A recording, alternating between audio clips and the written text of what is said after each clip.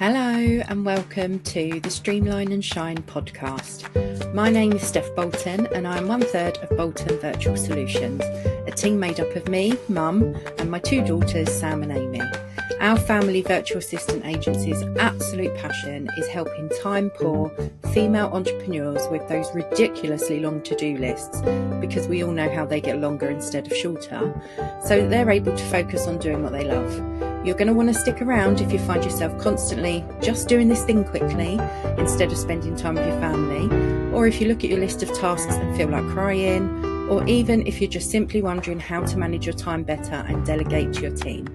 We're going to be covering topics from social media to marketing, systems and processes to outsourcing, and so much more, so that you can see what's possible for you and your business. So let's get stuck in.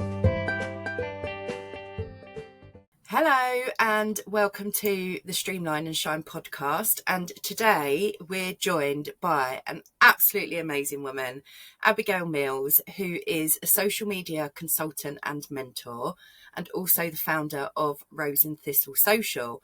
And Abigail is on the podcast today to answer my questions about her journey as an entrepreneur and how she's made things happen so that she's able to work smarter and not harder. So welcome, Abigail. Hello. And oh, you're more than welcome. You're more than welcome. I'm really excited to hear about your journey because we were just chatting and this has come at the right time for you, hasn't it?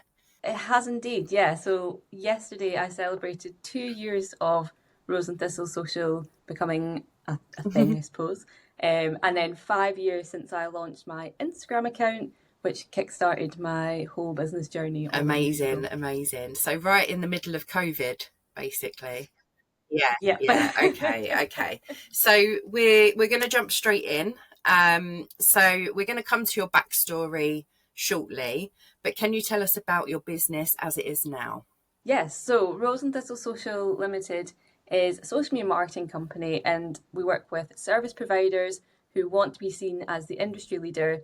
They want to stand out, they want to sell more, and ultimately become impossible to ignore. And we do that through their social media, particular focus on Instagram. We support so many service-based businesses across a breadth of industries, and that's through social media management, it's through content shoots, strategy sessions, group coaching programs, and then on top of all of that, I also mentor freelance social media managers who are at the start of their journey and looking at hitting those 5k plus months in the years to come. So we get them kickstarted on that journey. Quite busy then. Quite busy. So exciting. It's quite full. Yeah. I didn't realise content shoots were in the mix as well. I mean, I knew about the social media management and all of that kind of stuff, but I didn't realise you'd done the content shoots as well. Yeah. Which is always great fun. It's so nice going into people's spaces and just seeing them do their craft and what they're amazing. Now that must be really interesting, just to see how other people work and like how relaxed they are in their own setting as well. Yeah, exactly. And the kind of people that you get to meet, so obviously you meet business owners in person, but also all the clients and people that they work with as well that come in. There's been some really amazing stuff that I've managed to go across the UK and capture, and it's been just such a fun part of the business. No, I absolutely love that. I mean, I'm just about to book in my first photo shoot, which I've never had done for my business, and I've been in 4.5 years. But yeah, I think I need to just take the plunge now and just get it done. You know, like it's a big time, so I think it's a good time to do it for us. So definitely, I always feel you leave like shoots and you're just like, wow, I can't believe I get to do this as like part of my job, and you leave really empowered and you're all dressed up. Yeah. I mean, the dressing up part, I mean, that's probably the best bit for me, but I need to try and convince the girls to get in on the photo shoot. Maybe like 1 or 2 pictures, you know, because they're not like the forefront of the business, as it were. They're involved in everything, but it's always like me on stories and things like that. So most of the photos will be of me, but I'd love to get them on there as well, just so we've got some professional ones. Yes, right. Okay, so when did you start your own business? So we know it was 5 years ago. So was there a reason for you pivoting? Was it COVID related, as so many people started in 2020? Yeah. So it was a bit of a wild one. I didn't intentionally start the business for any reason, but basically what had happened was I graduated from my master's during COVID, which was, great time to be in university. Thankfully, I'd had my 4 years doing my undergrad in normal universities, light as such, so that was good. Graduated from that, and then thought, I don't really know what I want to do. Let's just do a master's kind of thing, like chuck it in the mix. Why not? But my whole degree is in music, so nothing to do with marketing at all. 5-year music degree. I thought I was going to be a music teacher growing up. That was the kind of end goal. And then my master's, in between the summers, I got volunteering at the Edinburgh Jazz and Blues Festival. The guy who basically did all the event management, who was really big in the music industry, kind of back in his day, and worked at a really well-known grassroots venue in Glasgow. And I was like, wow, okay, he's like a good person to have in my little black book, kind of keep him in mind. And so when I did my master's in Glasgow, he got the chance to do an industry placement, and I thought, I'm going to reach out to him and see what he's kind of got on the cards. And he was like, yeah, sure, like come along, I've got this project I'm working on, you can kind of take the forefront of it. And it was all this big music event and things. I thought, great, perfect. Did all that, graduated. Obviously COVID hit halfway through then, so all the events got shut down. But I was like, I still need to work on this, so I'll just work on it for you anyway, so I can submit it for uni. And once I graduated, he turned around and was like, I'd love to have you stay on. I think you should stay on. And I was like, oh, great. He's like, I'll pay you now. It'd be great. I was like, fab. What do you want me to do? Because I thought it's not going to be music related unless he wants me to work on maybe music style events. And he said, I just love everything that you've been like pulling together in terms of our marketing. And I think I'd love to have you on as our head of marketing. I was like, I've got no marketing experience whatsoever, but sure, So he gave me this massive opportunity and basically said, here's a bunch of online courses that I really recommend like starting with. So that was like Google Digital Garage, HubSpot, all the classic big names. Really dull, boring courses where it's like, let's talk about SEO and it's so fun. No, it's not. Through it. Yeah, exactly. We cracked on, and I don't know what it was inside me that spurred it on, but I just loved Instagram, and I was always on Instagram growing up and when I was at uni and things. And I did, which I now realise there was a slight connection, but when I was in the cheerleading society at uni, I managed their Instagram account. I didn't really think about putting 2 and 2 together behind it all until kind of later on. I quite like doing that. I'm going to set up like an Instagram account to document my marketing journey. And it was born, it was Marketing in Scotland, because I thought, oh God, that's really good for like SEO if people are searching for things. After I just learned about SEO. So this blog, I basically just posted on Instagram to document my journey. This was all like pre-reels, pre-sort of carousels. They were just starting to jump in the mix, but it was purely just the photo app that we kind of remember it being 5 years ago. So I was just posting. I started to build a bit of a community. I was following other social media managers and just learning more about what was in the social media world, because that was my passion when I'd learned about all the kind of different forms of marketing. And it slowly spiraled. And next thing I know, about 6 to 8 months later, I started getting inquiries from people asking if I did social media for businesses. And I thought, I suppose I could do more, like take on some other people, because I worked freelance as well for the company as well. So I was like, maybe I can take on some more people and see what kind of that leads to. So I also had another part-time job on top of all this as well, at a music school, and I was doing their socials and admin and things. And I thought, you know what, I'm actually just going to, let's jump in, let's start doing other people's social media and see what happens. So slowly started building that up through my Instagram presence, was getting local businesses inquiring and asking if I could help them out. Obviously lockdowns and things were starting to lift at this point, although we kind of went back in, but it was that 50-50 period. So I was going out and meeting people, seeing what I could do for them. And as that happened and built, I managed to deplete all my hours down with the events company and left them. Same with the music school, and went full on 2 feet into what was back then my freelance career of Marketing in Scotland, which was crazy. Wow. So basically 2 jobs and the business. Yeah. Okay. Yeah. Full on. Yeah. I mean, all I can say is I'm glad you were young, because I don't think I'd be able to do that. Yeah, it was. I was still living with my mum and dad at that point. My now husband was down in Thistle. He was in the armed forces back then, so he was based all where and everywhere, from across Glasgow to down in Portsmouth and Plymouth. or back in his flat in Newcastle, and I was in the Borders with my mum and dad. Just trying to save. We always said, like, if we need to buy a house, we should buy a house. Da, da, da. So I was literally saving like hell. It was horrific. I was trying to live off like £500 and like just take all this money in. And back then, I wasn't obviously charging the best prices for social media back then. You know, it was the classic, like, yeah, I can do it for £200 a month. And looking back, I'm like, you silly woman, why was yeah. I know. It's very easy to kick yourself afterwards, isn't it?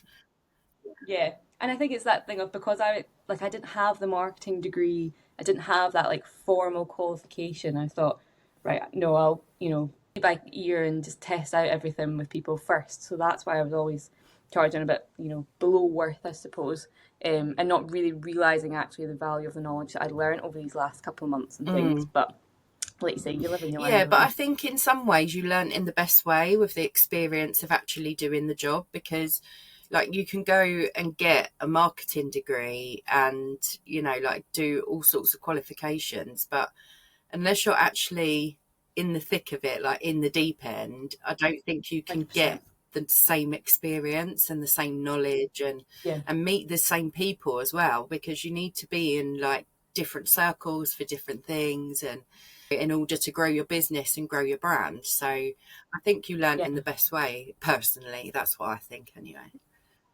Yeah, and you know, I've spoke to so many people who do similar and have had business degrees, marketing degrees. All of them have said like, oh yeah, I've got the foundational stuff, but it's been the on-the-job stuff that's got me where I am, really. Exactly. Okay. So, my next question was going to be, how and when did you realise that this is what you're supposed to be doing? But we've kind of covered that, so that's fine. So can you tell us at the beginning of this year what you set your big focus as and why?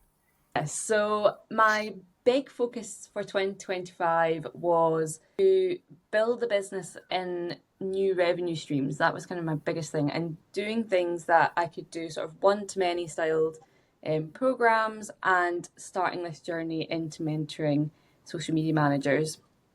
It was something that my husband had telling me to do for so long. He was like, I don't think you realise, like, you had like, it sounds like I say the perfect journey, but the perfect journey through my business, in the sense that when I was first starting out, I had that trajectory that was literally like all the way up until 2024, when I had this like really bad plummet.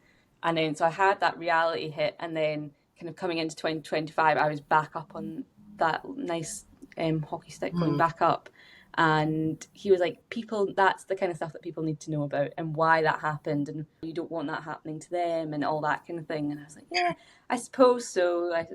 I'll get round to it. And then I had a meeting with my business mentor in November 2024, and she was like, yeah, you need to do this. Like, you need to do it for 2025. Right. And I was like, okay, yeah, I'll do it. So that's when that first kicked off, and it was definitely one of the best choices that I've made, doing that side of the business, and just watching people grow and learn, and incredible. And actually last night, like I said, I celebrated my 2 years as Rose and Thistle, / 5 years in business, and one of the first people I mentored was in the room, and watching where she is now, and like we managed to double her income in less than 10 weeks. Wow. And I was like, this is crazy. Like, and the fact that she was there, and it was just such a nice moment to like pause and like, look at that big goal, like that I've kind of already hit by months into the year, which was really wow, nice. That's amazing. Well done you.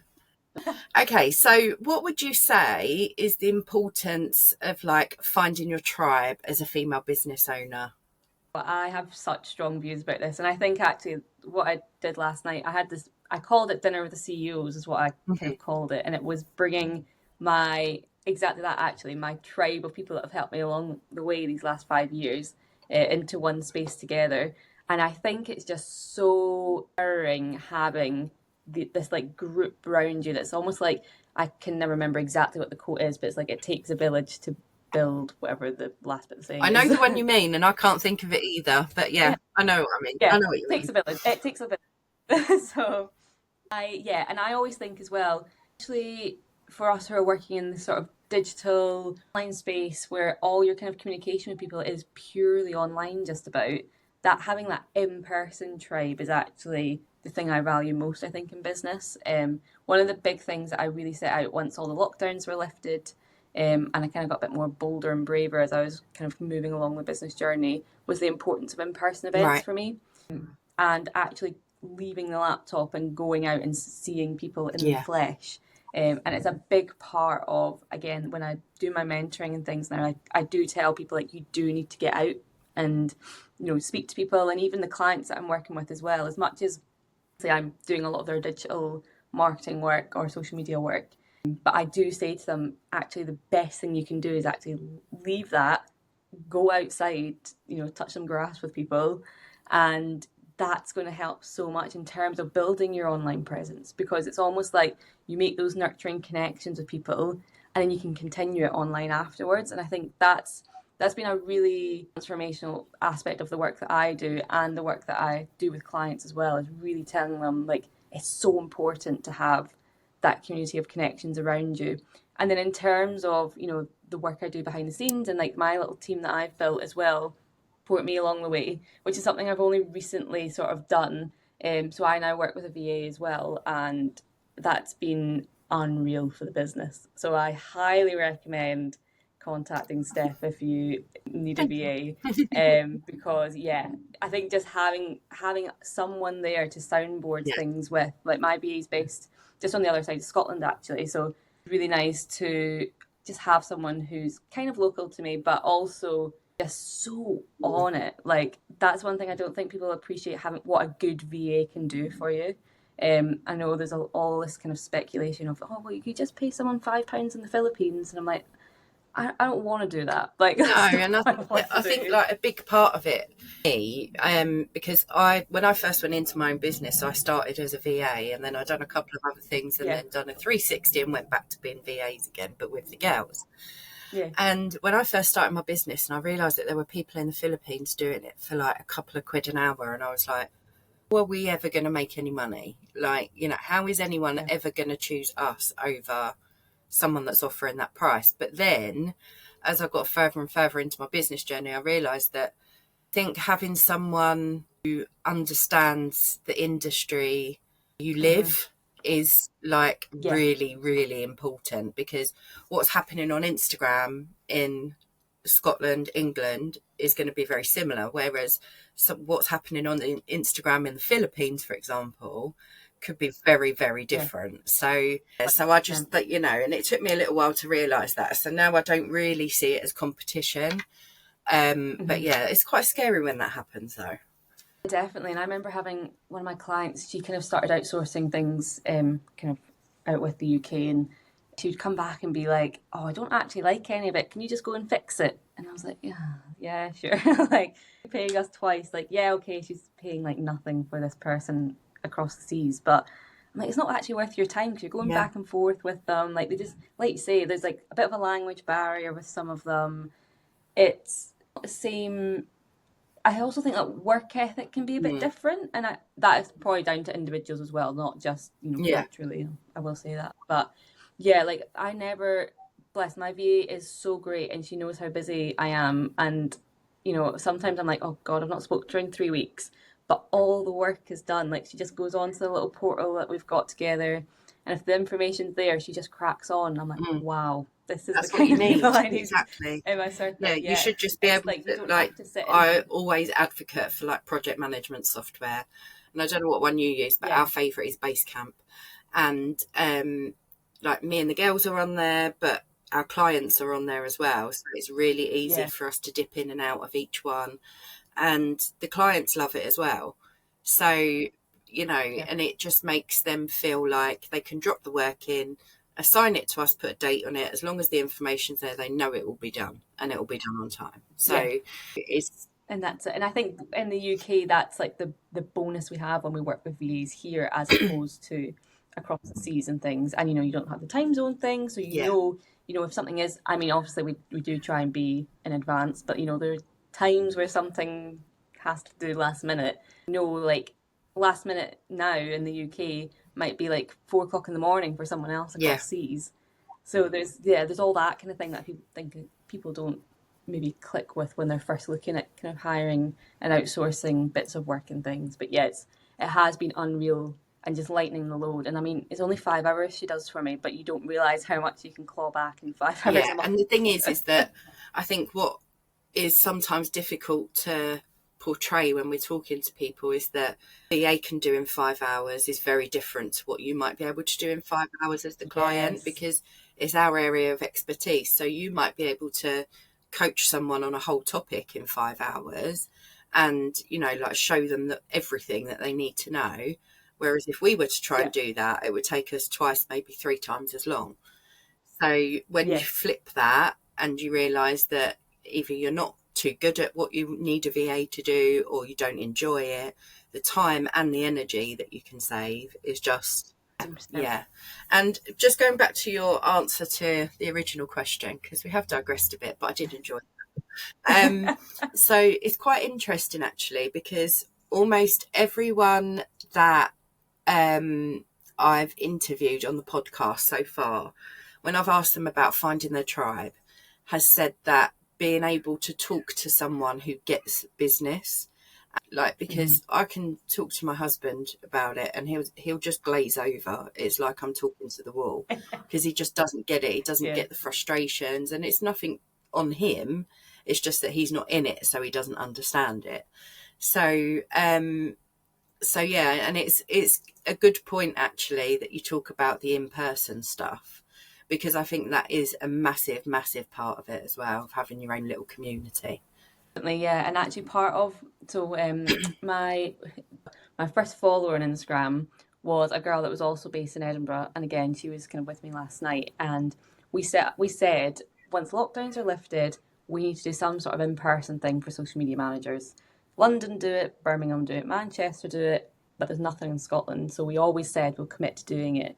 And in 2024 last year, finally got round to pulling together like an in-person event for people that work in social media marketing here in Scotland and across all of Scotland, from far up, I think it's Aberdeen, maybe even further up to as down to the borders, Dumfries and Galloway, across to Glasgow, down to Edinburgh. And we, a community now, I think we have, I always get it wrong, there's over 50 social media managers in a free WhatsApp community that we run, and then we put on quarterly in-person events, because it's that thing of, it's bringing people together that get it and are in the same industry, I think, as you as well, is a really key one. Like, you can imagine, well, probably really similar. I know that, you know, there's always that fine line between social media marketers or social media managers, I should say, and VAs, but it's quite similar parallels running in terms of how working things. And I think, like, people just don't get what it's like when you work in some of these industries and, you know, oh, you just post on social media, or oh, you're just sending out emails, or you're just doing this, and you're like, oh, I wish I'd be working a lot less if that's all it was. Exactly. So, and then we always get people in our community being like, you know, my client said this, I'm not sure how to tackle it. What would people suggest? Or opportunities arise for people. Like I had a content creator at the event last night who got the opportunity through community, because I posted it in there first, and then we post job ads in there for people who are maybe looking at, you know, wanting to work in house on top of freelancing, or freelancing contracts. We drop it in, and in that same chat she also got a job opportunity out of it where she works freelance for an agency. And I'm like, wow, that's the power brilliant. Of, like, we're doing life-changing things actually for people. She's been able to leave her toxic retail job, so now she can go through retail's the worst. It's got to be up there with hospitality. I'm sure it has, like, you know, it's just relentless, isn't it? Okay, I love that answer, so thank you. So you could go back to when you first started, or if you were talking to someone who was a brand new business owner, they're just starting out, what one piece of advice would you give them? My top one now is always be prospecting, and I learned that the hard way. Okay. So like I was saying earlier, I had that lovely trajectory of, you know, money coming in, new clients coming in. 2024 hit, and deep story, but basically I remember standing in the bedroom looking out the window. I could see fireworks over Edinburgh as it was New Year's Eve, and, you know, midnight struck, and my husband stood next to me, and I said, 2024 is going to be my year and everything's going to change. In 2024 we're going to level up, you know, classic what you say every January. And 3 days later I got a phone call from a client's employee telling me that the client had dropped down in her house, brain aneurysm at 50. She's in hospital, she's in a coma, there's a 90, it was ridiculous, 93% chance she's going to make it. Not going to make it, sorry. Oh my God.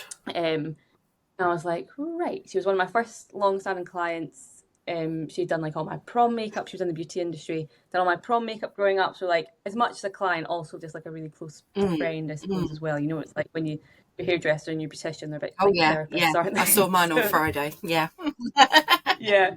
So that has happened, and I was like, okay, like there's obviously the emotional side of she's friend, she's client, and all that side, but there was also what was creeping in the back of my head was I'm lost that if, you know, her business has to shut down because the person that was working for her was like, I don't want to continue it.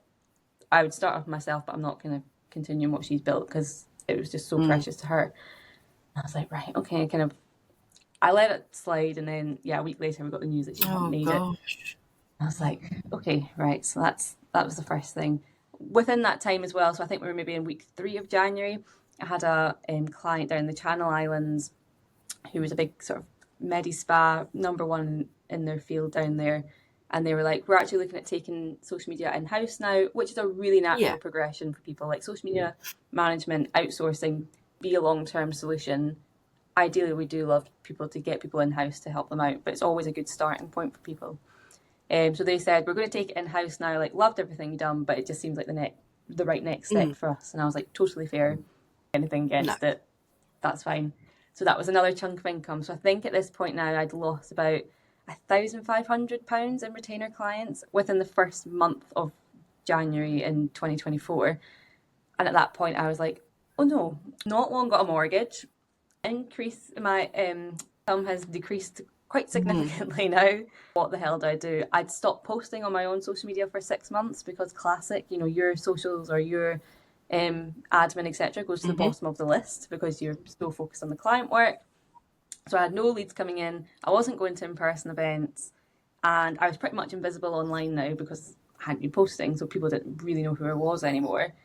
And at that point, I was like, something needs to change, and it needs to change quick, or we're not going to be here in, you know, another 3-4 months' time. So my top advice is you've got to always be visible and always be prospecting. That's like I suppose they work quite hand in hand together, because you just never know what's going to happen. Like I could not have written that in the stars that was going to happen. I was literally voice noting this woman the day before. Like it's so scary. Like my best friend from work is like, whenever we get bad news or, you know, like someone's had a health scare or something, she always says tomorrow's promised to no one.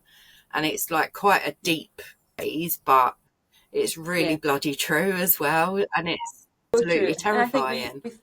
And we throw around the phrase, the whole like, I could get hit by a bus tomorrow, but you like, actually in could. all seriousness, you could. Yeah, exactly. No, and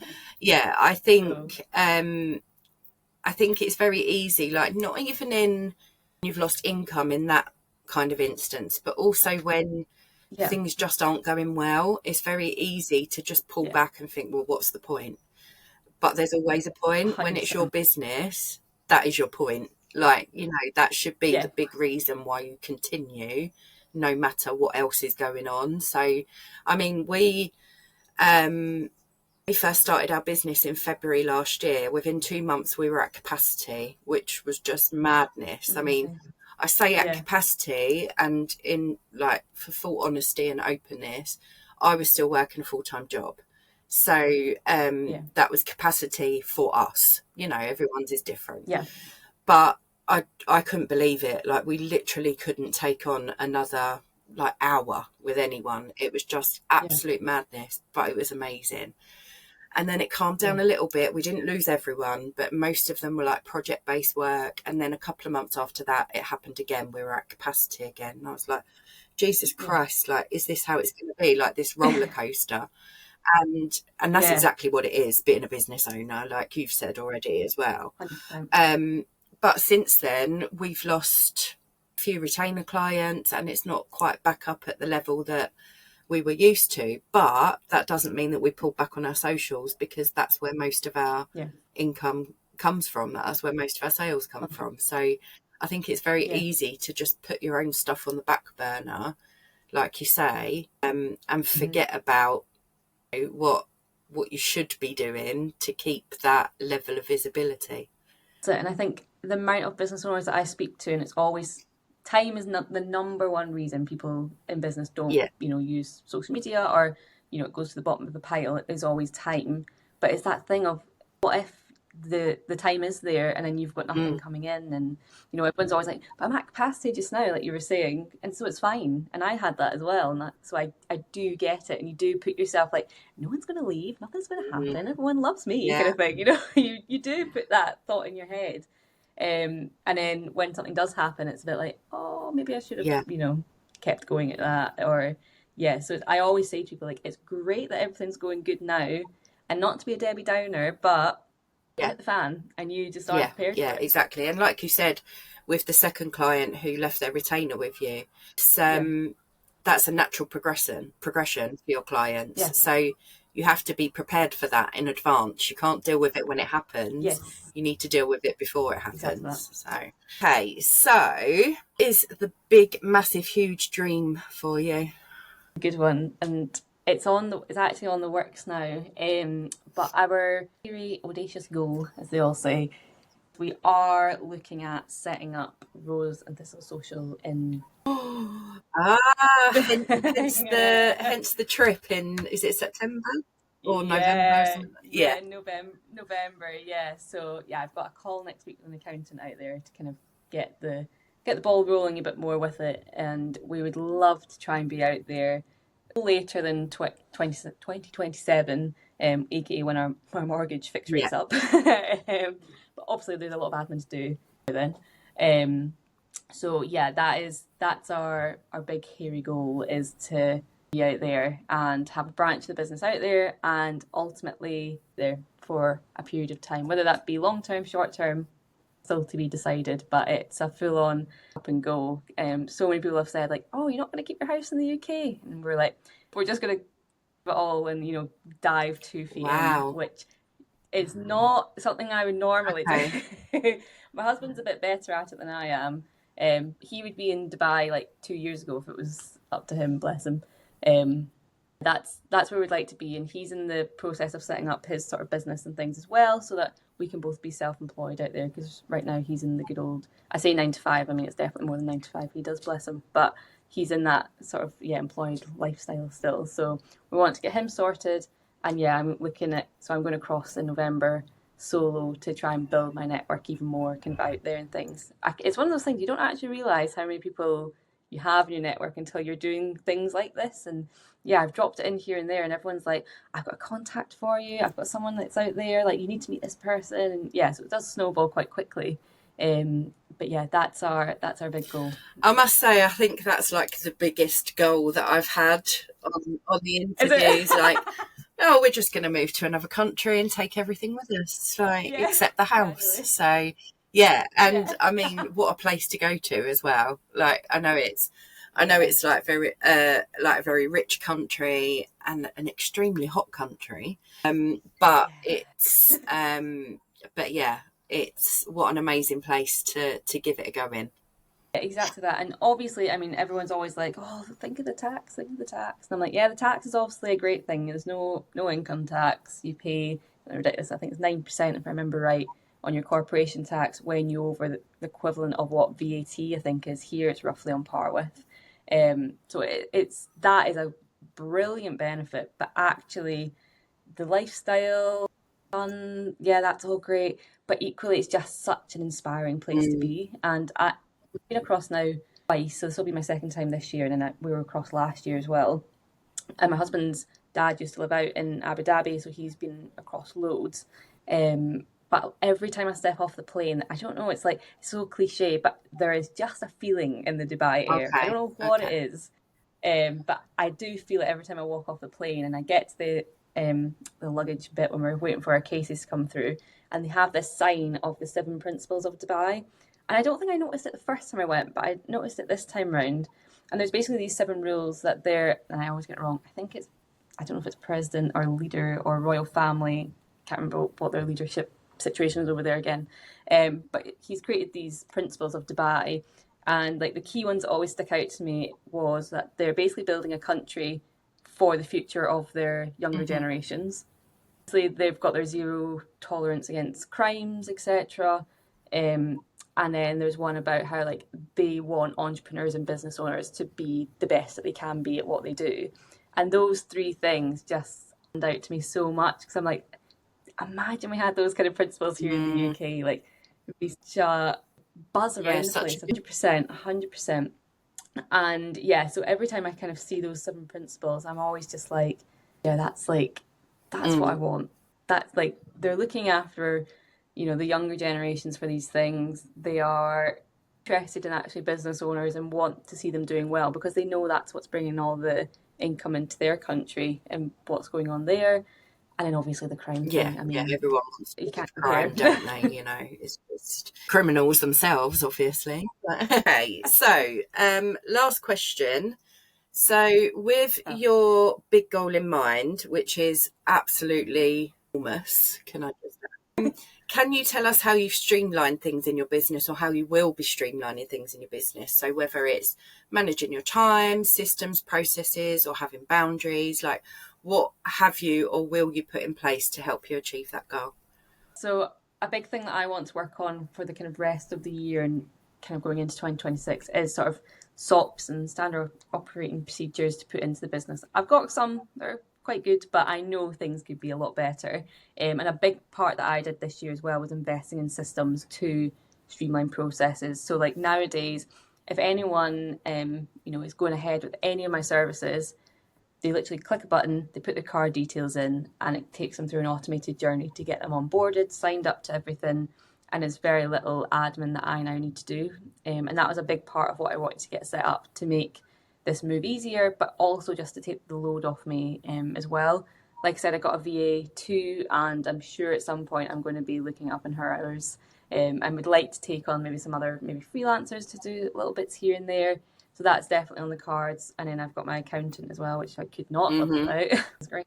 But I think definitely nailing down some more of my SOPs in terms of just like when an inquiry comes in, what does that kind of process look like? So I've got it nailed for when they've signed up, but what about that whole pre-period and things as well? Yeah, so I think that's a big thing that I really want to make sure I've got absolutely nailed to help make that transition a bit easier. And yeah, communication methods as well. I started off quite good, and I got a work phone, a personal phone, so I can just shut away, but then you realise that doesn't quite happen, and you're just known as the woman with 2 phones all the time, and everyone thinks you're a drug dealer. I always get asked if that's my burner phone, because I've got a business phone as well. Yeah. I'm like, no. And what's so funny, I'm like, oh, it takes better photos, because I obviously have a better phone for work than my personal ones. I'm like, oh, I just take it because I get better photos. Okay, yeah, just try to play it down. Yeah. With that, I would say. I mean, I leave leave mine in the office. I've got 2 days left at work, so I will be taking it into work with me today and tomorrow. And after that, I'll be able to just leave it in the office, and that's where it will stay. So, I know, I really don't want to go and do these last 2 shifts, but I have to. So, okay. So, I have absolutely loved this chat and finding out about your journey and what an amazing journey it's been, but also what an amazing journey it's going to be by the sounds of things. So please, can you tell the listeners where they can find you? It's not in Dubai yet, everybody, and what your current offer is, please. So I meet on Instagram. That is my home and my little hub, and it is just Rose and Thistle Social. AND for and, in case I don't think there's anything else. And I am also on LinkedIn as well, just Abigail Mills. I'm sure you'll find me swanning about on there, but I'm trying to get better with LinkedIn. But I can't get on with it. I'm the same as you. Instagram is just like my instant go-to, and LinkedIn I just can't. I can use it fine, no problem at all, but it just hasn't got the right vibe for me. Yeah, I just find maybe we're too young, Abigail. That's 2 places you can find me the most. Or if you're ever in Edinburgh, I'm normally at some sort of networking event up here. Although I'm venturing a bit more south as we go on. And offer right now, so I'm about to launch a 10-week Instagram strategy program called the Bloom Method, and weeks with business owners group live program where we're going to literally look at how you can use Instagram as not only your marketing tool but a sales tool as well. because 80 to 90% of my sales come through Instagram, and it's been an absolute game changer in everything that I do. And with clients as well, we get unreal results for people and reaching their goals pretty quickly through having a solid Instagram strategy. So that is the next thing coming up. We're kicking off on the 7th of October 2025, so still time if you want to find out a bit more about it. We're not fully launched yet, but if there is anyone that's interested, do drop me a message on Instagram and we can go from there. Amazing. Thank you so much. So links that you need to find Abigail will be in the show notes. And thank you so much for joining me this morning. Good luck in Dubai. Thanks. Thank you so much for listening to this episode of Streamline and Shine. If you have questions on what we covered inside, please feel free to reach out to us on Instagram at Bolton_virtual_solutions, or you can email us at teambolton@boltonvirtualsolutions.co.uk. We absolutely love hearing from our amazing community and are always here to support you. If you'd like to be interviewed on a future episode, please drop us an email letting us know which topic you'd like to speak about and we'll get back to you. See you on the next episode, lovelies.